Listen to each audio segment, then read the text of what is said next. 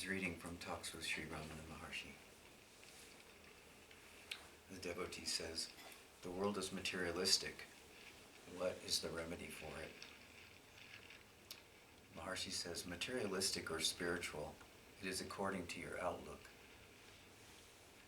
Make your outlook right, and the Creator knows how to take care of His creation. What is the best thing to do for ensuring the future, he's asked.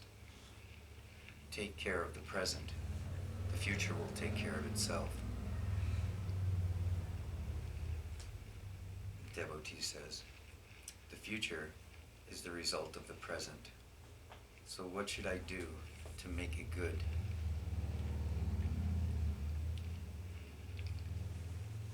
Maharshi says, whose is this doubt? Who is it that wants a course of action? Find the doubter. If you hold the doubter, the doubts will disappear. Having lost hold of the self, the thoughts afflict you. The world is seen, doubts arise. Also anxiety about the future. Hold fast to the self. These will disappear. A devotee asks, how to do it? Maharshi says, this question is relevant to matters of not self, but not to the self. Do you doubt the existence of your own self? Devotee says, no, but still, I want to know how the self could be realized. Is there any method leading to it? The Maharshi says, make effort. Just as water is got by boring a well, so also you realize the self by investigation. Devotee says, yes, but some find water readily and others with difficulty. Maharshi says, but you already see the moisture on the surface. You are hazily aware of the self. Pursue it. When the effort ceases, the self shines forth. Devotee asks, how to train the mind to look within? The Maharshi replies, by practice. The mind is the intelligent phase leading to its own destruction, for self to manifest.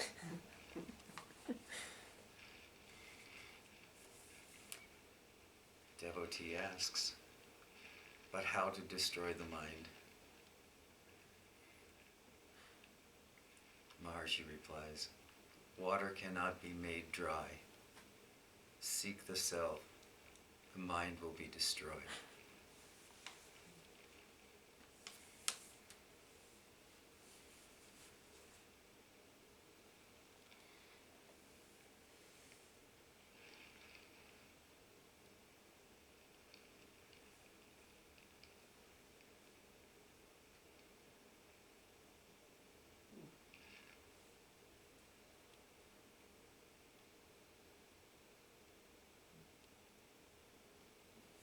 Om Shanti, Shanti, Shanti.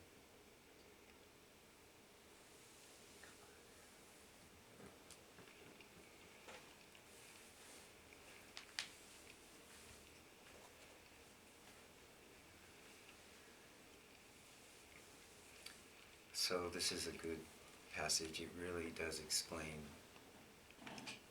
the process and the practice in its entirety in just one page. And it's what we talk about here a lot, isn't it? About how we can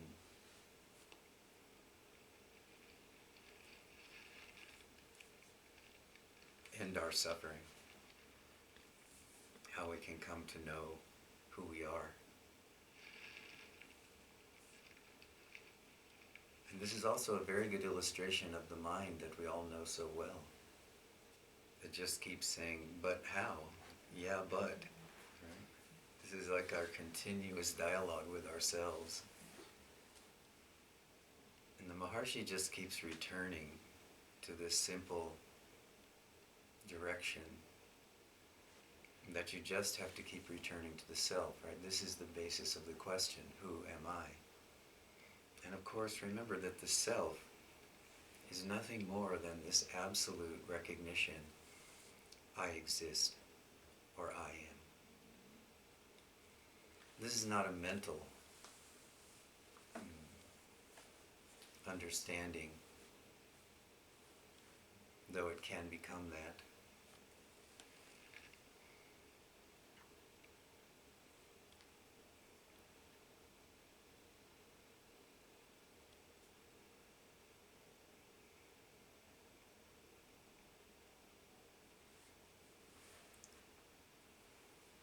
So what the Maharshi is doing here, he's trying to point out to this devotee in some way that no matter what the yeah but is, no matter what the question is in the mind, no matter what the explanation the mind is demanding, the practice is always the same. And that is that we continuously keep coming back to this I presence. Each of us in this moment feels this. We are aware, I am. But this is something that seems too simple to the mind. It says, oh no, this can't possibly be true. I can't possibly realize the self. I can't possibly wake up just by remaining present as the I am, as the I alone.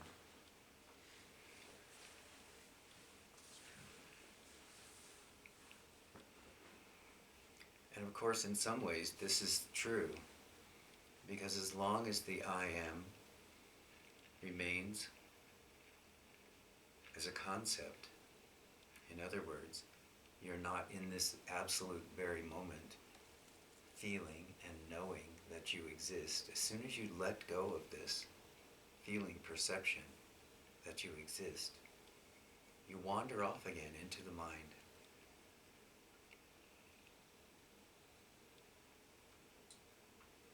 And so the Maharshi just keeps saying, no matter what the question from the devotee, and of course many of you have heard other passages like this that I've read, because these are my favorite kinds of passages to read to you, because they're so simple and direct, they're not complex in any way. And he just keeps saying over and over, do you know you exist? Right? I ask you this a lot. Do you know you exist? And immediately the answer, the response from you is yes. I know, I'm here. I absolutely know that. And then as soon as I say to you, or the Maharshi says to you, you just remain there. The mind goes, yeah, but.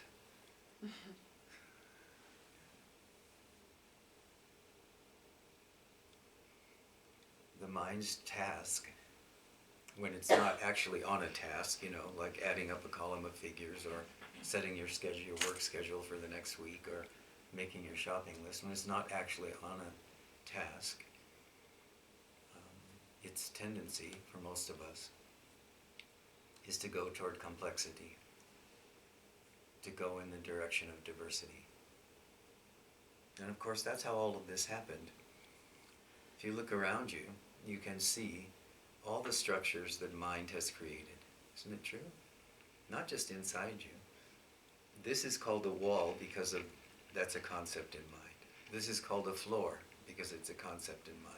This is called a ceiling because it's a concept in mind. Right? This is called a room. This is another concept. All these concepts are here because at some point, some mind decided it needed a name for something. It gave it to it, and then we all accepted it over time.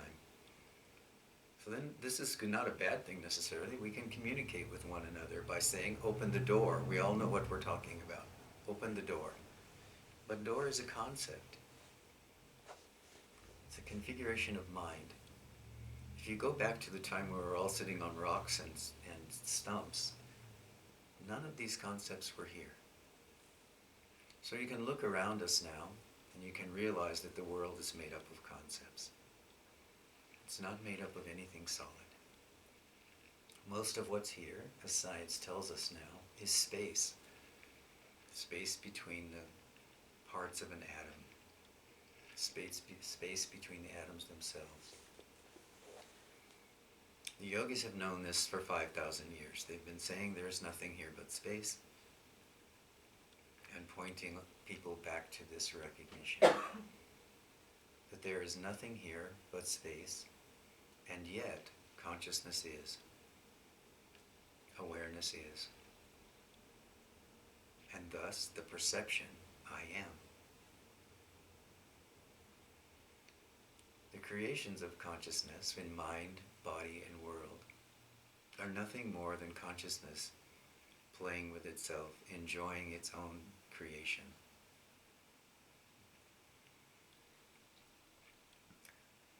The interesting thing for us as humans, though, is that we don't realize that this is consciousness playing with its own creation and within its own creation. We think it is mine, to be gotten, grabbed, pushed away, somehow is related to this body and mind.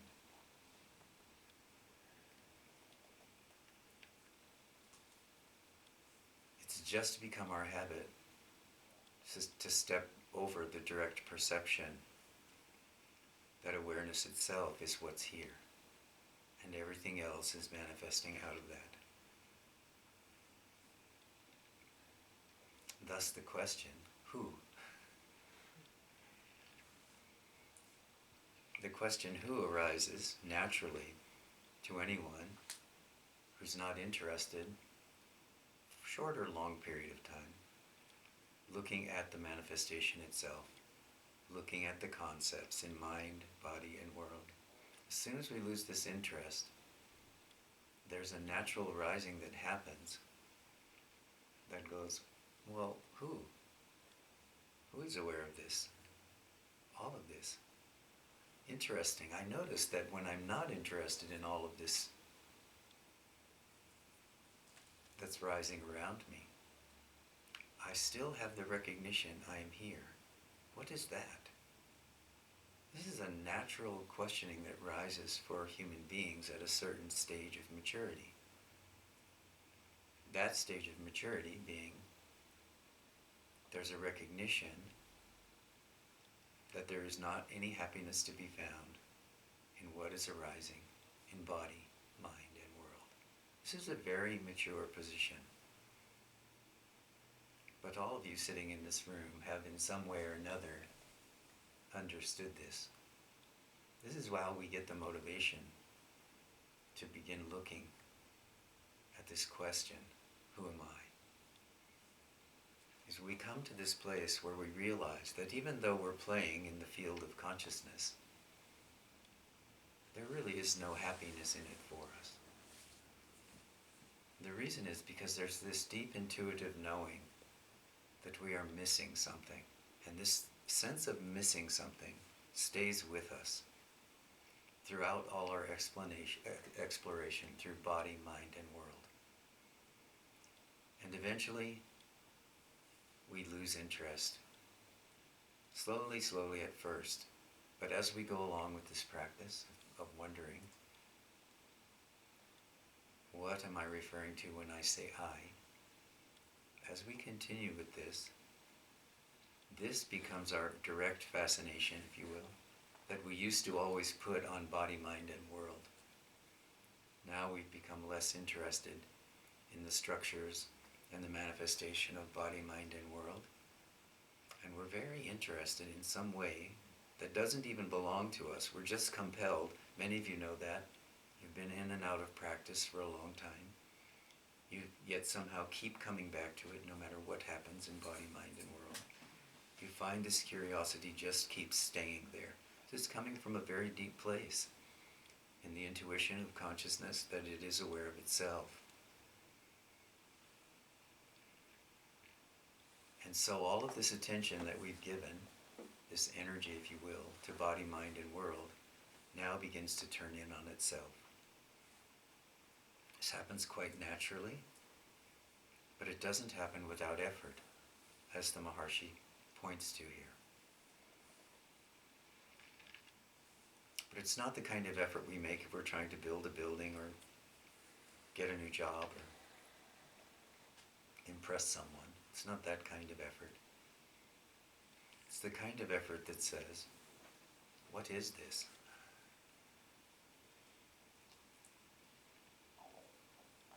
That knows that there's ultimately not any satisfaction going to be found if we don't answer this question. Who am I? What am I? What am I referring to when I say I?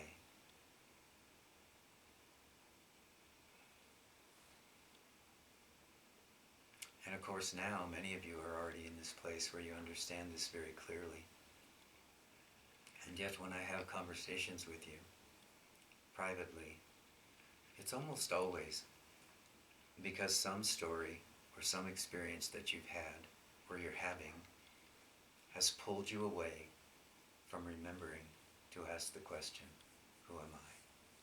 And so a lot of what we do when we talk here, both in group and in private, is there's just this continuous pointing, as the Maharshi's doing here, beyond the questions of the mind and into the recognition that in this moment you know you are here, to continuously turn you back until you can remember on your own to ask the question, am I here? Who am I? What is aware? What am I referring to when I say I? And of course, this is the stick in the campfire, isn't it? You see, there's no resolution just through asking the question mentally, who am I? Or what is aware? There's no resolution there.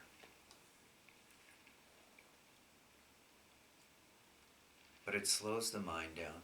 It slows the outward flow of attention and energy into the body, mind, and world. Until the direct perception that you are that which is aware comes on its own. It's not something you can force, but it is something you can wait for and prepare for. This is the effort that's required. The effort to relax and wait in this recognition. I am aware. I am here. And to keep coming back to this every time that habit, conditioning, takes you back out into body, mind, and world, to the point that you can no longer see that you are here.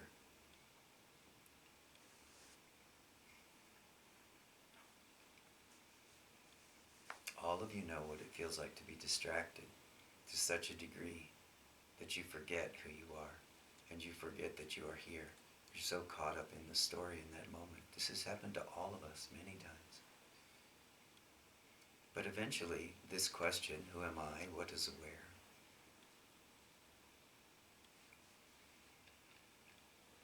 is the stick that stirs the fire.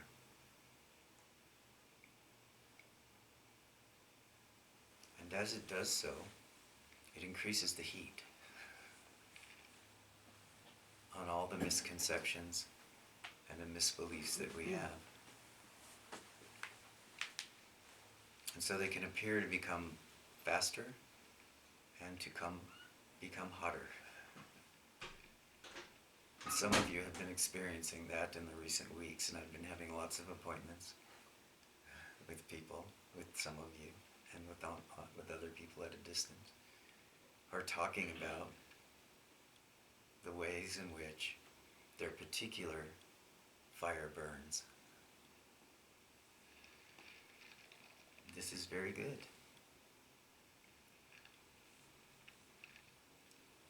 This fire is burning up who you are not. It's burning up all the misconceptions you have about who you think you are.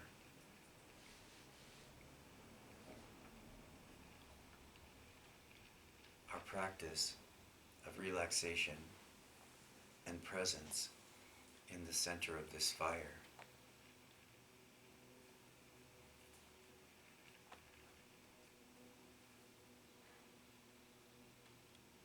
gives us the strength to wait until the fire extinguishes itself.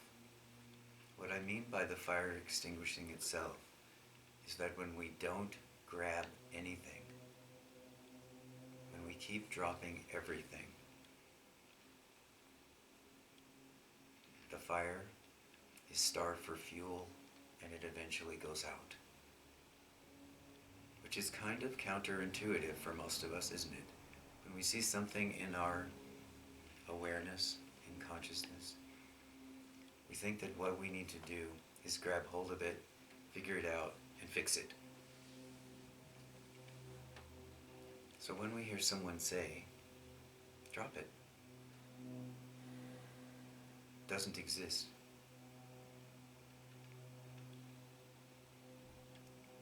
What's being said is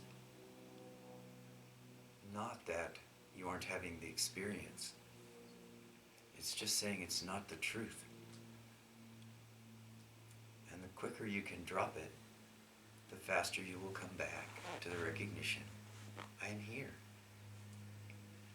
Past and future are not necessary. Remember, worry, concern, upset, the need to fix it is always projecting into the future.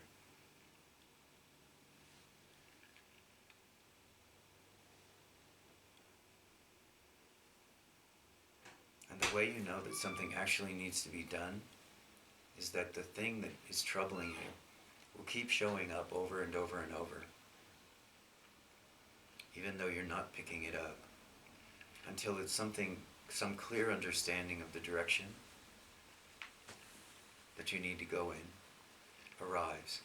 This stops us from flailing around in our own minds and in our own lives, looking for solutions prematurely, not coming from a place of deep recognition that you are here, but rather just flailing around out of habit and conditioning. Some of you know this place, huh? The mind says, do something, do anything. Please don't just do nothing.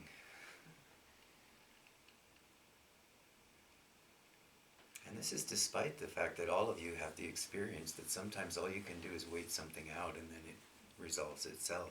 Everyone's had this experience as well. Right? You don't have to have all the answers. The answers are inherent in whatever situation is arising for you. But in order for them to arise as their own nature, you have to allow them. You have to give them space, back to space again. And you do this by asking the question, and what is aware of this? Opening up the mind and the heart. Holding the space of not knowing.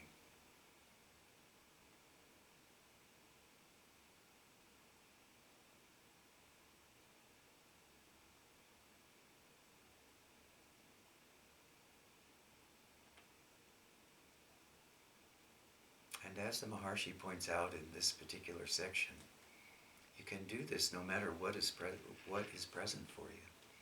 He says to the person who asks the question, and who is the doubter?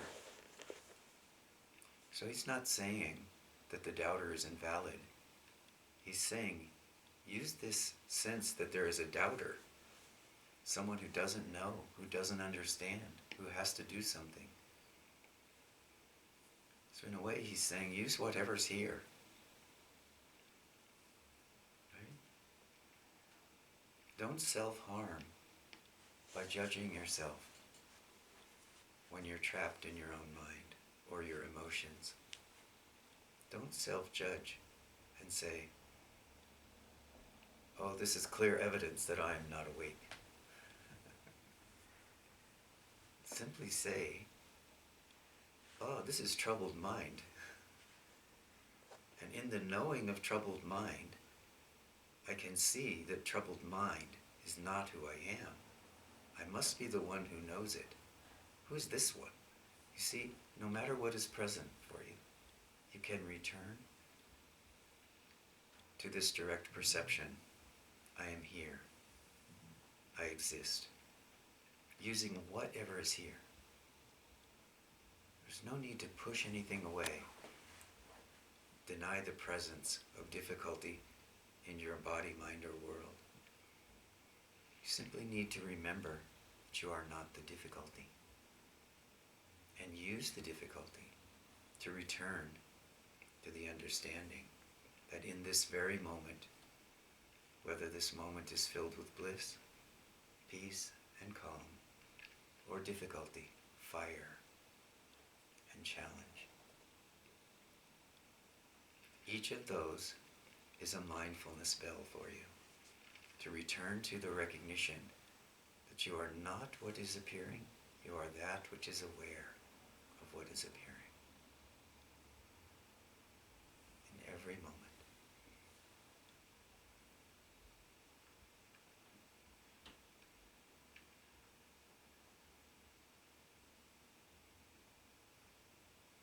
And each time you come back to this recognition that you are that which is aware of what is present here now, you strengthen the foundation so that when you stand still long enough in your own relaxation, in the center of your own being, in this recognition that you are, there is space for awareness itself, consciousness itself.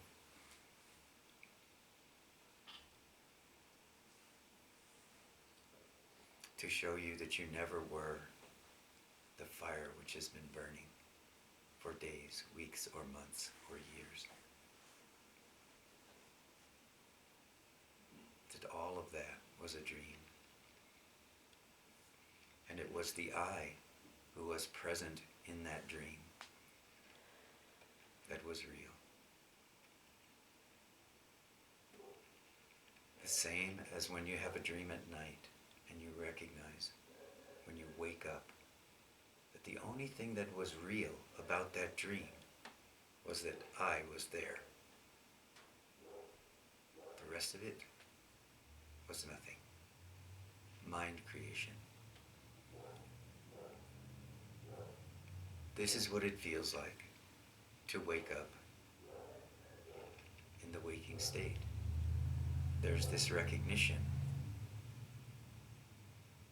I have been asleep for such a long time, but the only thing that's truly real in this dream is I. The same I is present in waking, dreaming, and deep sleep. Because this is true, we can know that the I, the self, consciousness, is transcendent to all three stages. States of mind. Nothing more. States of mind.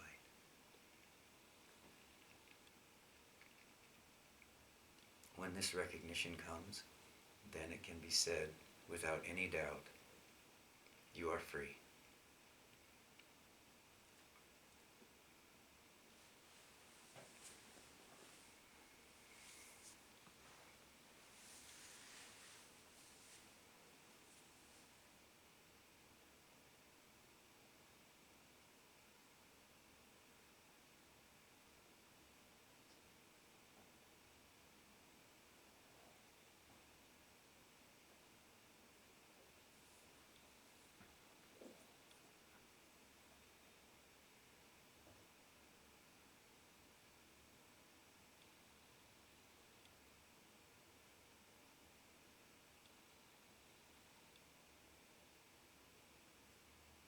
Until then, practice.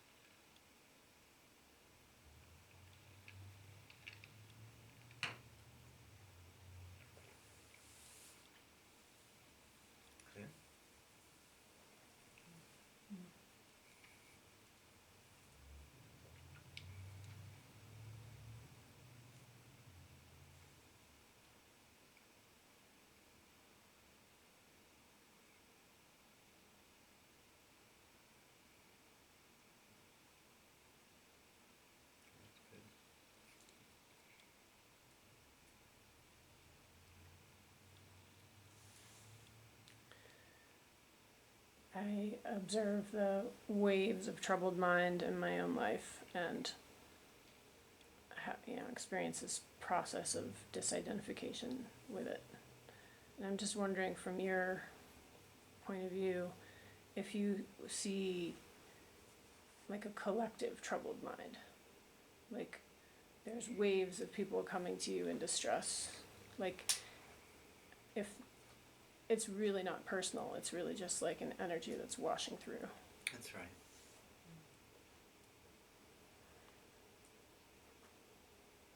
Is it washing through right now?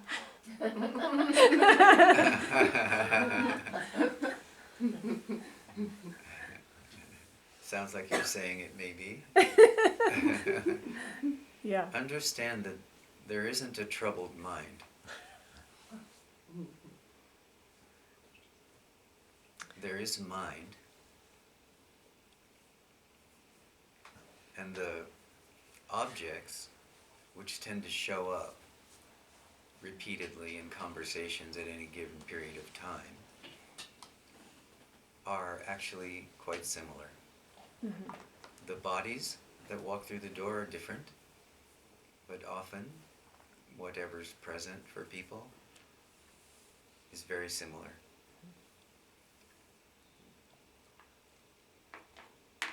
But it isn't troubled mind. Mind is just mind. Sometimes it's blissful and joyful, and sometimes it's not. Of course, in this circumstance, as you know, most of the time when I'm talking with people, what brings people here is the fact that there is some decision that's been made that whatever is here is troubling. And that's what we work our way through. Mm-hmm.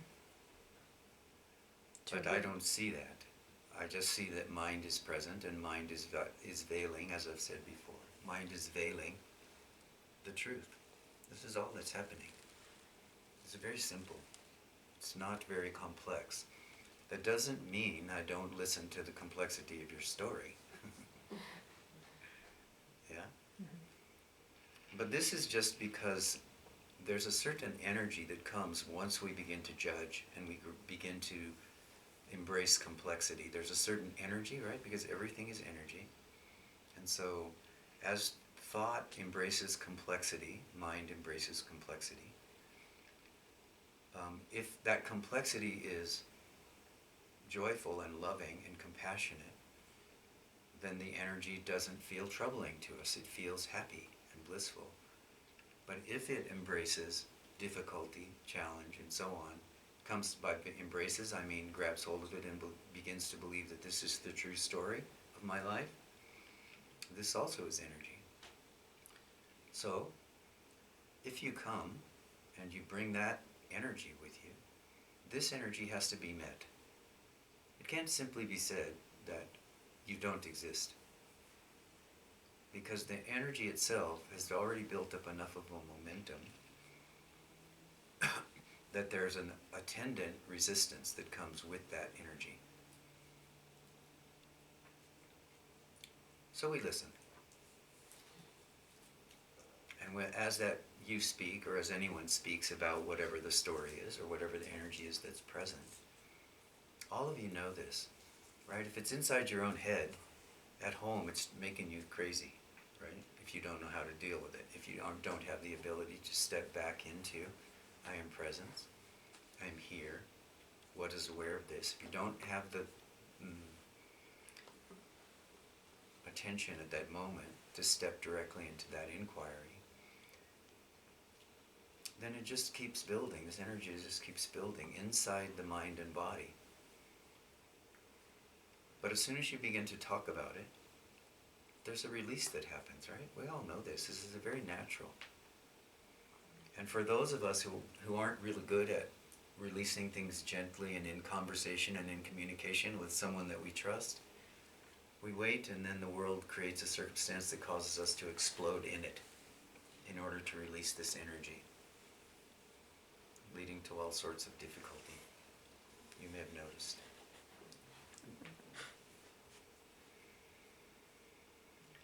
But if you come here and we have the opportunity to sit and talk, then I can just listen to your story, and what you can notice is that this energy level starts to come down just through talking about what the story is. So I wait.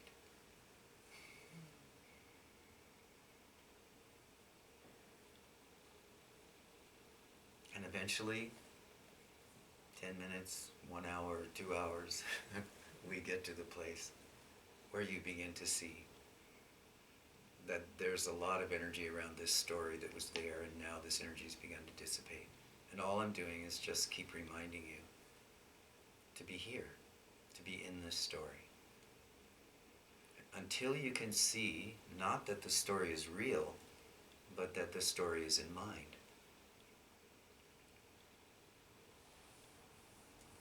And that as soon as you're willing to let go of identification with the story, you begin to feel the return to I am presence.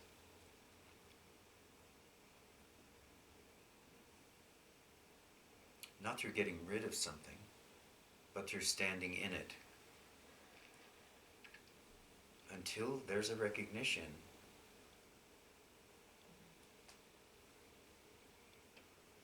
this is passing, it's impermanent, it will go at some point. And I've said to you, and what remains? And there's a recognition that you remain. Not as you, the personality, but as consciousness or awareness itself.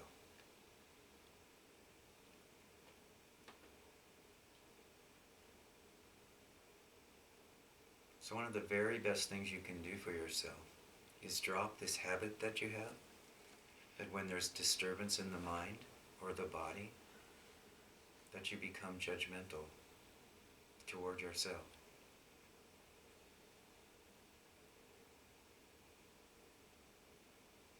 Judgmental toward others when the world doesn't suit your desire for happiness.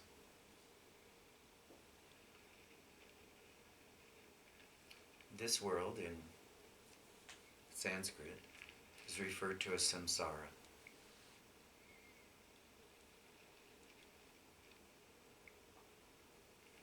Sometimes you hear the word samsara in a negative connotation, meaning it's a place of trouble and of suffering. But a truer definition of samsara is it's the place for awakening in the waking state. It is the nature of samsara to create the conditions which are necessary for you to awaken. But you can't see that if you're judgmental about the conditions. You can't see that if you're judgmental about the way your mind reacts.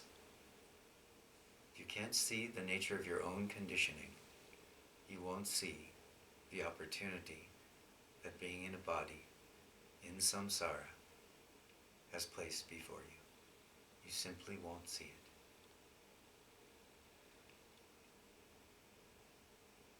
And one of the most difficult things to do, and yet one of the easiest things to do in terms of speeding up your process in practice, is to begin to understand that what's in front of you is your teacher, not your enemy.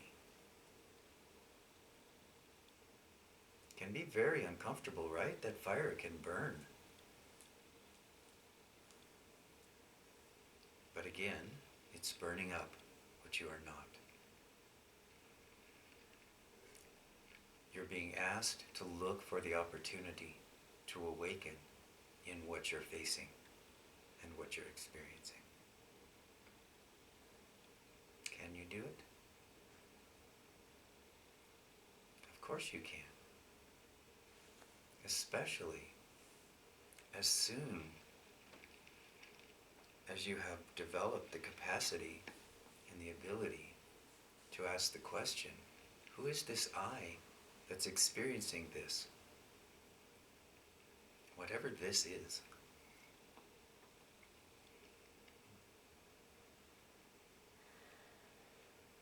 Is there more to your question?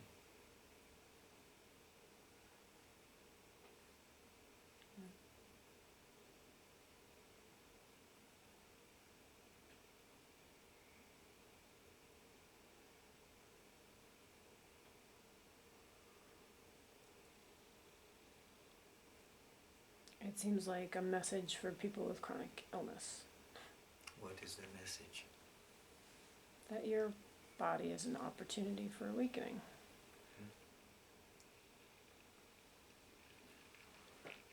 It's the message for everyone, Yeah. you know. But I take particularly what you say about people with chronic illness or disability of some sort, you know, that they've had throughout their life. Absolutely. Mm-hmm. But it's hard to see that, right? Yeah. When one's culture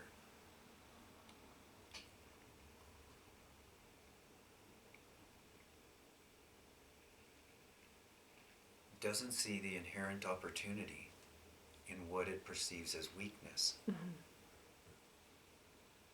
And cultures in general around the world, not just here, but here very much so, have this tendency to label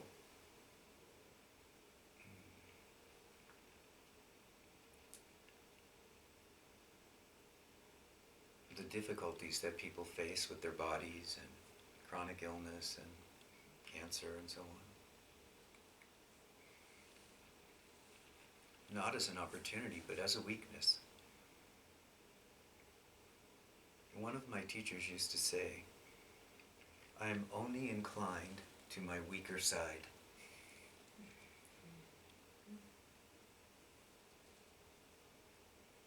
And he would sit and do nothing all day. People would say, well, what do you have, you know, what is the point of this? And he would say, I'm only inclined toward my weaker side. I have no strength. I don't need to produce anything, be anything, show anything, know anything. I'm just here. And in his presence was like sitting in the warm sun on a beautiful spring day.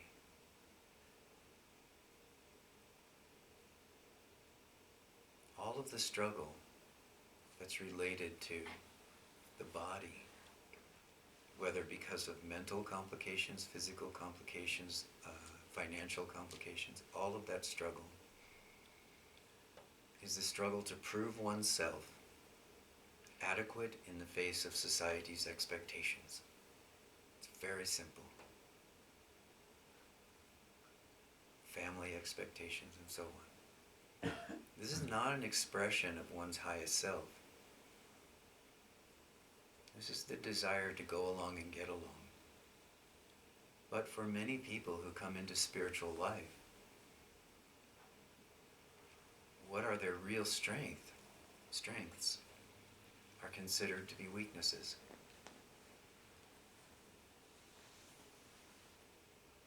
And sometimes, if we're chronically ill, you know I have a lot of experiences with this early on in my life. All that we're being asked to do is to allow our life to be the way that it is, and to remain conscious. Not to have all the same goals, desires, wants, needs, hatreds that we think everyone else has. This is a completely mentally structured world. And the body is attempting to serve us by telling us, stop. Slow down. Take time. Here, I'll throw you this curveball. Can you relax as it comes towards your head and then turns right at the last minute? Can you do that?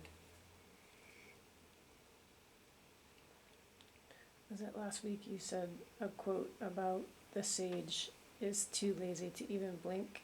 Yes, I said that, I guess. I did? Okay. Even when there's a curveball coming. again, this doesn't mean that you don't respond to a situation that needs attention or whatever. Mm-hmm. It means you don't identify with what's happening in mind. Mm-hmm. Right? This is not about the circumstances of your moment-to-moment existence. It's about what are you identifying with. Are you identifying with the self, with consciousness? With awareness itself? Or are you identifying what's happening with body, mind, and world?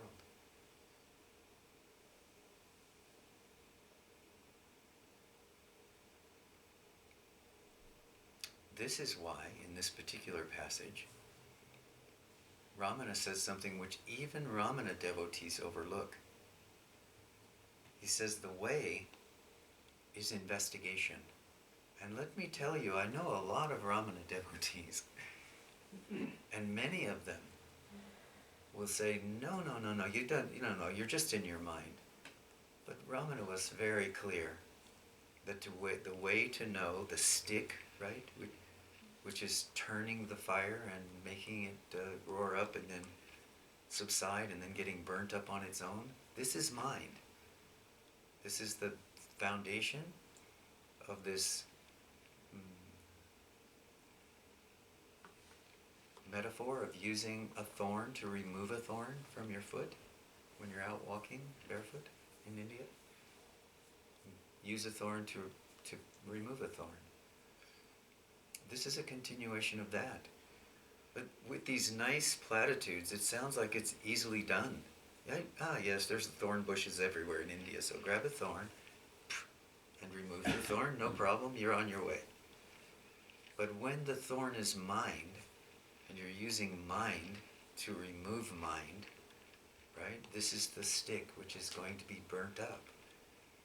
And what is required is that you know the way through investigation and discrimination in which this mind and this mind and this mind and this mind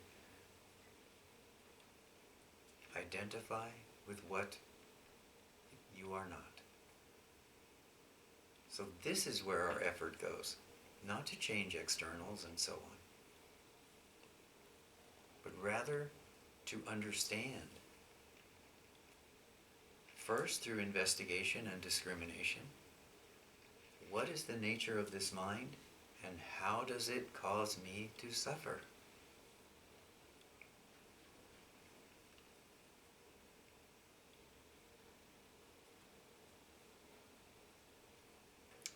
And it's the foundation of the question, who am I? This is the end question in some ways, it can be said though.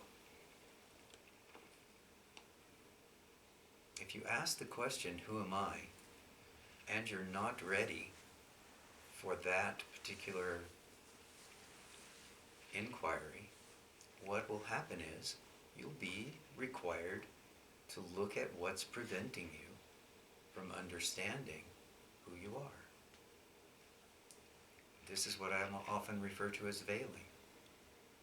However your mind works that prevents you from understanding that you are the self, that you are consciousness itself, that which is aware. Whatever prevents that is going to be what leaps up onto the screen. This is the opportunity for you to say, oh yeah, this is here, I understand, I'm not this. Who am I?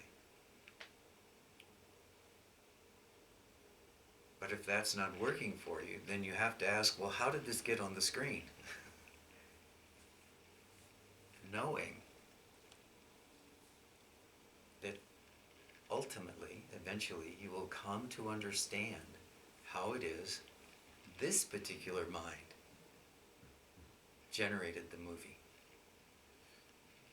and keeps it there as a way of preventing you from seeing the screen of consciousness itself.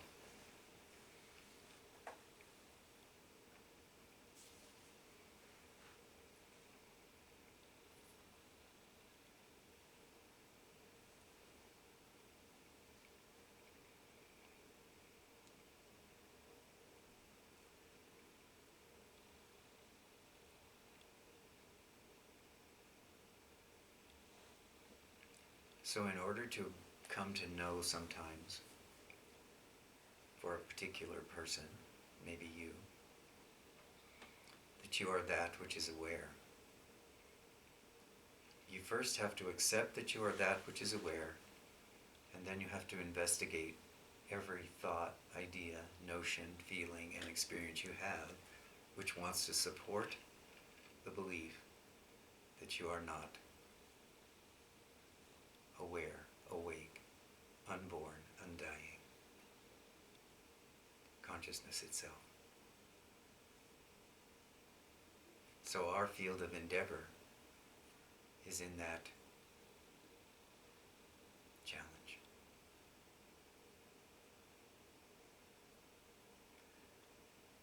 So please, everyone now, allow what's here to be here, and don't blame yourself.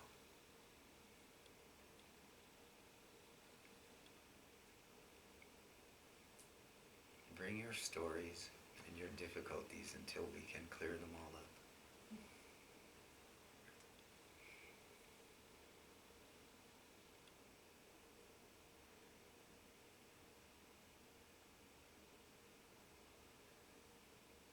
Or not.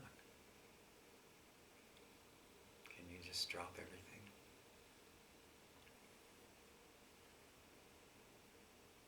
Sure you can. Do you know you are here? This is the key. This is the key. I am here. I exist. I.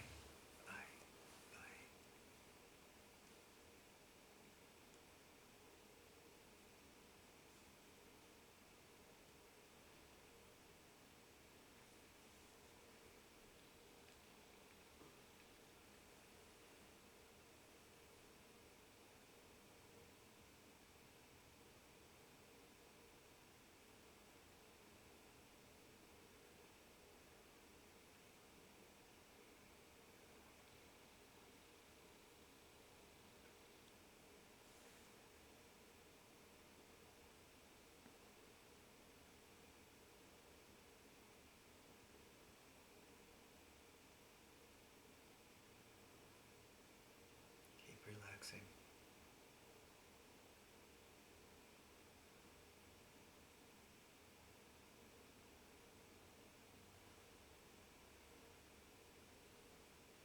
Stop seeking.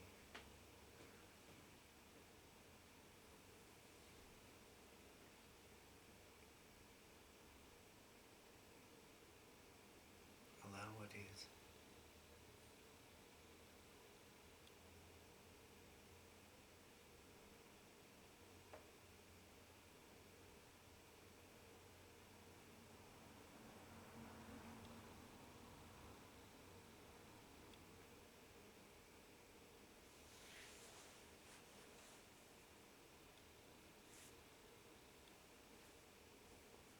You can't think your way out of this.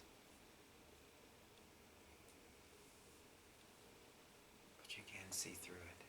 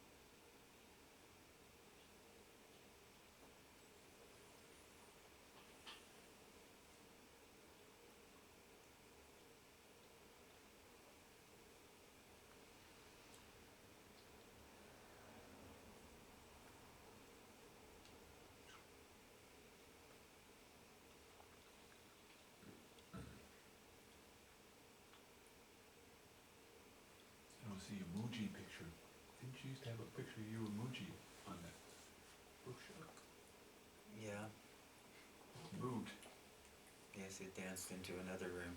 Okay.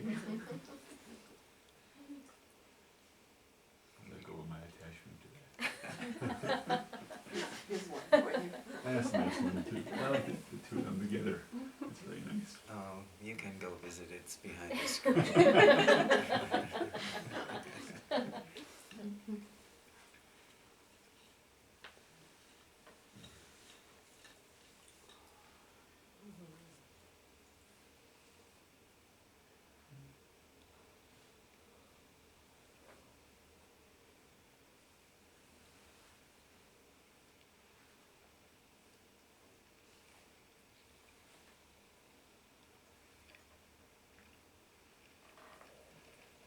So some of you, I wanted to just mention to you that some of you I know have started to learn this healing chant that I usually do at the end. So if you want to join along, you can, mentally or with your voice.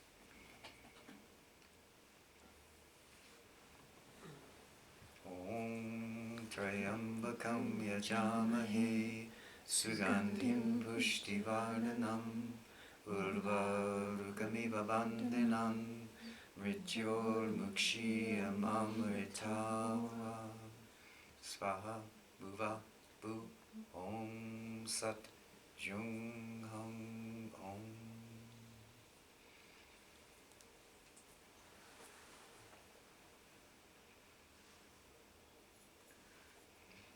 Namaste.